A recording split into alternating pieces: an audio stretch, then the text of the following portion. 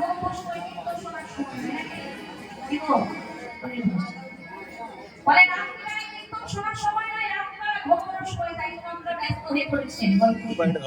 তাই প্রত্যেকটা জিনিসের নির্দিষ্ট সময় আছে।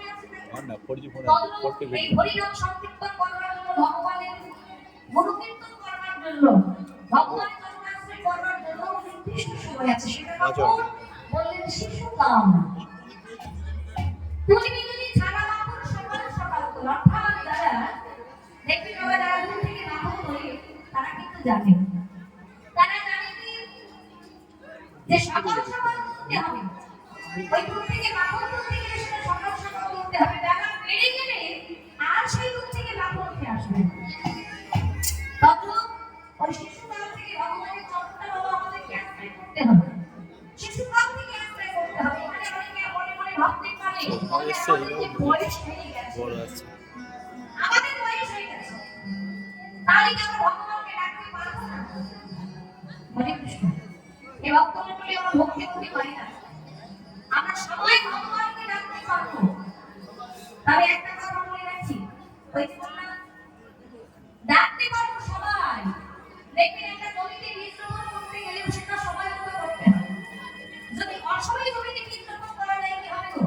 গাছ কি বড় হবে না? আপনার যত্নে গাছ বড় হবে, আপনি জল দিবেন, সার দিবেন, গাছ হয়তো বড় হবে, কিন্তু সেই গাছে ফল ধরবে না, আর ফলন হবে না। তখন ওই শিশুকাল থেকে ভগবানের চরণটা আমাদেরকে আশ্রয় করতে হবে।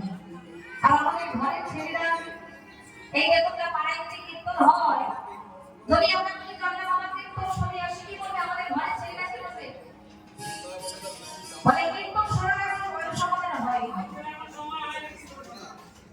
কীর্তন শোনা বলে কীর্তন শুনতে বয়স হয়ে যাবে।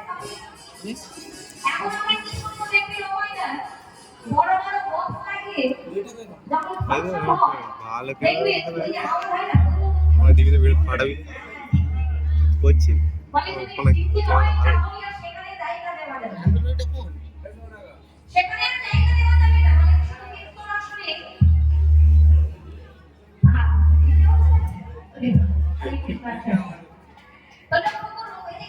আসলে একমাত্র দেখা যায় বয়স্ক মানুষ, কারণ আমাদের ধারণা যখন বয়সটা বেড়ে যাবে তখন কিন্তু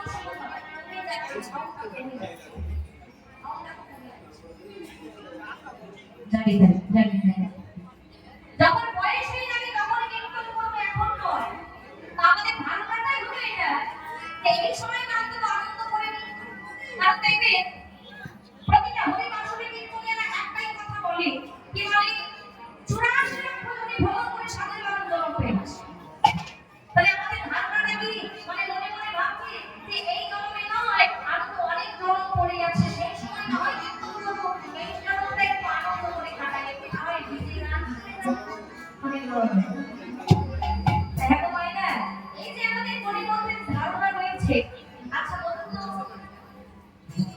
এই যে আপনারা কীর্তন শুনছেন বা আমি আপনাদের কাছে গাইছি, এমনি গ্যারান্টি দিতে পারবে না? আমি আপনাদের কি গ্যারান্টি দিতে পারবো যে আমি যে কীর্তন গাইছি আমি যে বাড়ি দিতে পারবো?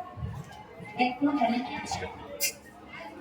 আজকে আপনি যে স্বয়ং করলে পরের দিন যে সকালটা দর্শন করতে পারবে, এর কোনো গ্যারান্টি না লাগে। অথচ আমরা ধারণা নিয়ে বসে আছি, একই ধারণা নিয়ে বসে আছি। যখন বয়স হয়ে যাবে তখন ভগবানের কাজ করবে।